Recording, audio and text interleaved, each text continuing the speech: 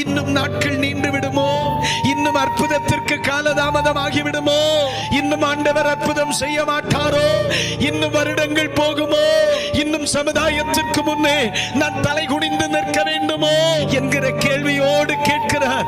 ஆண்டவரே, இன்னும் நீர் எனக்கு அதை தரவில்லையே. பயப்படாதப்பா, நான் உனக்கு கேடகமா இருக்கேன். பயப்படாதப்பா, உனக்கு நான் மகாபலனுமா இருக்கேன்னு சொல்லும் பொழுது அதெல்லாம் சரிதான்ப்பா, பொழுது தருவீர் ஆண்டவரே. இன்னும் வெகு நாட்கள் காத்திருக்க முடியுமோ? காத்திருக்க வேண்டுமோ?